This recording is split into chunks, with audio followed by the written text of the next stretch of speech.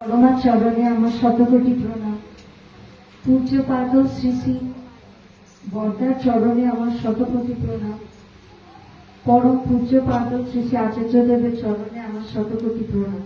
এখানে উপস্থিত যারা আছেন সকল গুরুজনদের আমার প্রণাম এবং ছোটদের আমার জয়গুরু। আজকে আমাকে এখানে আসার জন্য শ্রীমতী প্রথম থেকে আহ্বান করেছেন। আমি ভেবেছি যে আপনাদের সবার মাঝখানে কি করে এসে থাকা যায়, কি করে জিনিসটা বোঝা যায়, সেটা বুঝবো বলেই আমার আশা। অনেক সময় এই স্বামী সামনে পিছনে তাকাতে গিয়ে মাইকটা ডিস্টার্ব করছে, আমাকে ক্ষমা করে দিয়ে আমার যতটুকু সম্ভব আমি বলছি। এখানে এসে আমার সত্যি খুব ভালো লাগছে যে কি করে কিভাবে আপনারা যাজন করেন, এটা আমার ভীষণ দেখার ইচ্ছা ছিল।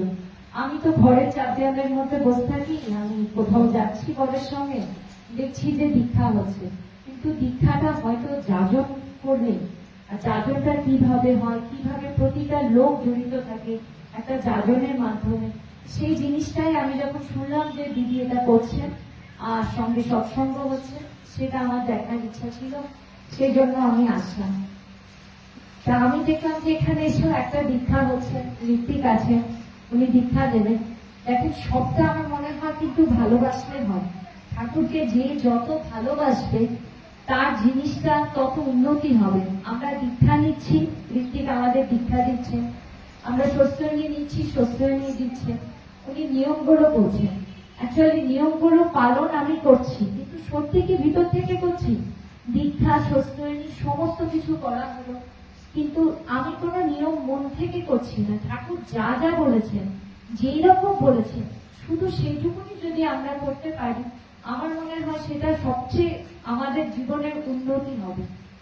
আর আরেকটা কথা, যে গ্রুমিং করে করেই কিন্তু জীবনের উন্নতি হয়। এই যে দেখেন, আমি এসছি, আশেপাশে কত লোক এসে গেছেন, হয়তো তারা খবর পেয়েছেন, এই যে কৌশিকদা এসছে, সৌমেন এসছে, আমি যাদের যাদের বলছি, এই যে চন্দ্রিমা এসছে, আরো কত মায়েরা এসছে, আমার সঙ্গে দৈত্রী এসছে, ও পুরী যাওয়াটাই বন্ধ করে দিল। কিন্তু এটা কেন? এটা একমাত্র ঠাকুরকে ভালোবাসে বলে কিন্তু এটা সম্ভব। যে আমরা সৎসঙ্গের খবর পেলেই চলে যাই, কালকে আমার ছেলের জন্মদিন উপলক্ষে সৎসঙ্গ, যাদের যাদের খবর দিতে পারেনি তারাও চলে এসেছে। এটা কার প্রতি ভালোবাসা? ঠাকুরের প্রতি ভালোবাসা। ঠাকুরকে আমরা ভালোবাসি, একটু নাম ধ্যান দিয়ে শুনি, সৎসঙ্গের গান শুনি, একটু আলোচনা শুনি, তাতেই আমাদের ভালো লাগছে। আর এই 25টা বছর আমি দীক্ষা নিয়ে এটাই দেখেছি, এটাই বুঝি, যে আমি যা জেনেছি শুনেছি সব আমি বুঝতে পারছি, করছি, কিন্তু আদার্স যে লোকগুলো তাদের চলন দিয়ে প্রতিদিন ঠাকুরকে প্রতিষ্ঠা করছে, আমি কিন্তু তাদের কাছ থেকে সেই চলনটা শিখে নিজের মধ্যে করার চেষ্টা করি। বিশ্বাস করেন, আমার মনে হয় যে আমার থেকে যারা অনেক আগে দীক্ষা নিয়েছে তারা অনেক অনেক বেশি জানেন, অনেক দিন ধরে ঠাকুরকে নিয়ে চলছে, আচার্যদেবের সঙ্গ করছে, আমি তো মাত্র কয়েকদিন। সেই জন্য আমার মনে হয় কি, যদি সত্যি দীক্ষা ঠিক করে পালন করা যায়, ঠাকুরকে ভালোবাসা যায়, তাহলে ছোট বড় সবার কাছ থেকে কিন্তু শেখার আছে। আমাদের ঠাকুর এত সুন্দর বলে গিয়েছে, সকাল থেকে রাত অব্দি আমরা যদি সেগুলো মেনে চলি, এর থেকে ভালো কাজ আর নেই। দেখেন, সকালে তাড়াতাড়ি ওঠা, রাত্রে শোয়া, সেটাই ঠাকুর বলে গেছে। রাতে তাড়াতাড়ি শুতে গেলে সমস্ত একটা টাইম আছে যে আমরা সমস্ত লোকের সাথে গল্প করছি, কথা বলছি, কিন্তু নিজেদের ব্যালেন্স করতে হয়, নিজের সংসারকে সময় দিতে হয়। একটু সোশ্যাল মিডিয়া আজকাল বাচ্চারা করছে, আমি করছি, মিডল এজে এসো, এগুলো বন্ধ করে দিয়ে ঘরকে সময় দেওয়া, সুন্দর বই পড়লাম, নাম ধ্যান করলাম, শুনলাম, ভোরবেলায় উঠে ইষ্টভীতি সত্যনি করার পর আগে করেন নাম ধ্যান বা পরে করেন, প্রার্থনা করেন, জাস্ট এইটুকুনি নিয়ম আমি সবসময় বলি। আর দুবেলা নাম ধ্যানের সঙ্গে দুবেলা প্রার্থনা করা। আমরা যদি বাবা মারা যারা বিয়ে হয়ে গেছে, যাদের বাচ্চা আছে, আমরা যদি নিয়ম করে এটা করতে পারি, নাম ধ্যান করতে পারি, দুবেলা প্রার্থনা করতে পারি, তাহলে দেখেও কিন্তু কিছু শেখা যায়। যেমন নিন্দায় নিন্দা বাড়ে, কারো সম্পর্কে নিন্দা করলে দেখবেন ব্যাড এফেক্টটা ঠাকুর বলেছেন নিজের কাছে চলে আসে। সেরকম প্রশংসা তো প্রশংসা দাঁড়িয়ে, কারণ কেউ প্রশংসা করবেন একজনের বাড়ি থেকে এসে, বা এই বাড়ি কি সুন্দর সাজানো ঠাকুর দিয়ে, এই কি সুন্দর ঠাকুরকে সাজিয়ে রেখেছে, এই করলে কি হয়? কারণ প্রশংসা করলে নিজের মধ্যে সেটা আমার মনে হয় ফিল হয়, আর সেটাই করা সবচেয়ে ভালো। একটু নিজেরার মধ্যে আলোচনা করে একটু ঠাকুর ঠাকুর করা। মানে আজকালকার দুনিয়ায় ঠাকুর ঠাকুর না করলে কিন্তু আমাদের বাঁচাটা মুশকিল হয়ে যাবে। আমার তো মনে হয় আমি যদি ঠাকুর ঠাকুর না করতাম তাহলে তো তোমরা তো আমাদেরকে টাকাতেই না। ঠাকুরকে নিয়েই আমাদের বেঁচে থাকা, ঠাকুরকে নিয়ে আমাদের সবকিছু। আর আমাদের দেওঘরে যাওয়া বছরে 2বার করে, সিম্পল ইটি, আর কিছু না। অন্তত একবার বছরে গিয়ে ঠাকুর প্রণাম করা, বড় মাকে প্রণাম করা, শ্রী বর্দাকে প্রণাম করে আচার্যদেরকে প্রণাম করা, তার কাছে গিয়ে উপদিষ্ট হয়ে বসে থাকা। তিনি যে নিয়ম করে 2 বেলা প্রার্থনায় যাচ্ছেন, তিনি যে বসছেন, কত বড় আমার থেকে বলেন, তা তো অধৈর্য হয়ে যাওয়ার কথা। দুটো লোকের সঙ্গে কথা বললে আমাদের মনে হচ্ছে আপনি বিরক্তি লাগছে, হচ্ছে মনে অনেকের, হয়তো আমি বলছি না এখন এই মুহূর্তে হচ্ছে, কিন্তু তাকে দেখে আমরা তার আচরণ দিয়ে তিনি শেখাচ্ছেন, আমরা সেটা শিখবো যে তিনি কি সুন্দর করে কথা বলেন, আমরা ভালো করে কথা বলবো, লোকের মঙ্গল চাইবো। যদি ইষ্টকে ধরি, আমার সবচেয়ে প্রধান কথা হচ্ছে লোকের ভালো করব, বাক দিয়ে কর্ম দিয়ে লোকের পাশে দাঁড়াবো, যেমন তোরা ঠাকুর বলেছেন দীক্ষা সংকল্প, ঠিক আমরা সেটাই করব। আমি এখানে এসেছিলাম, আমার গরম লাগবে এটা ভেবে ফ্যান দেওয়া হয়েছিল। বিশ্বাস করেন আমার কিন্তু একটু গরম লাগছে না, কারণ আমি দেখছি যে প্রত্যেকটা মা, প্রত্যেকটা দাদারা এসছে, সবাই নিজেরা ফিল করছেন গরমটা, হালকা তো হাওয়া দিচ্ছে। আমার মনে হয় সব পরিবেশ ফিল করার দরকার। সবসময় এসির মধ্যে বসে আছি, সবসময় ঘরের মধ্যে বসে আছি, সেটা না। আর আমাদের বাড়ির লোকজন, আমার এই বাড়িতে বিয়ে হয়ে, ঠাকুর বাড়িতে বিয়ে হয়ে আমি শিখেছি যে যে অবস্থায় থাকো সেই অবস্থায় আনন্দে থাকো। যদি আমরা আনন্দে থাকতে পারি তাহলে সব অবস্থা জয় করতে পারবো। আমি এই মুহূর্তে আমি যেখানে আছি এই অবস্থাটাতেই আমার মেনে নিতে হবে, তাহলেই আমার মঙ্গল।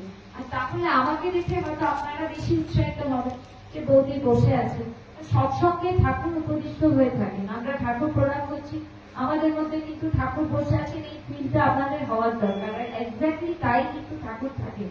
তাহলে আমরা গরম সহ্য করতে পারবো না, আমরা মশামাছি সহ্য করতে পারবো না, আমাদের কিছুই ভালো লাগছে না, ও করছি, তাহলে সেটা সৎসঙ্গ হলো না। আমরা প্রতিটা মুহূর্তে ঘামবো, আমরা যা করবো, কিন্তু আমরা সৎসঙ্গে ঠাকুর কি কি বলছেন সেইটা ভাবার চেষ্টা করব। লোকরা যে গানগুলো শুনছে করছে সেগুলো শুনে নিজের আচরণ দিয়ে করবো। প্রতিটা গানের কথা, প্রতিটা গানের সুর কত সুন্দর করে লেখা, এই কথাগুলো নিজের জীবনের মধ্যে চালিত করবো, আমার তো তাই মনে হয়।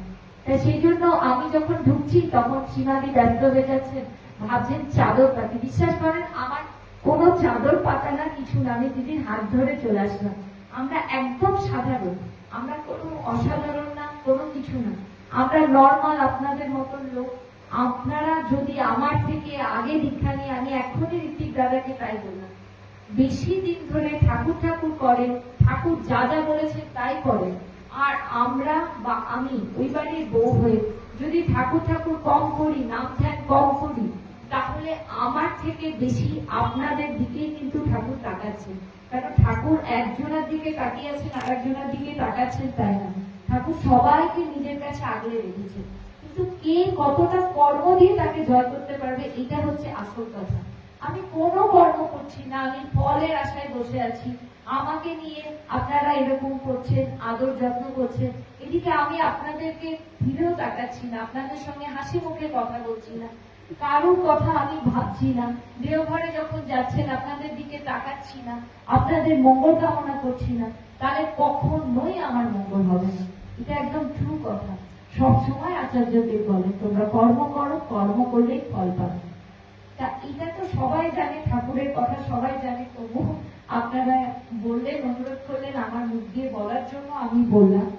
কিন্তু একটা লাস্ট কথা আমি না বলে পারছি না।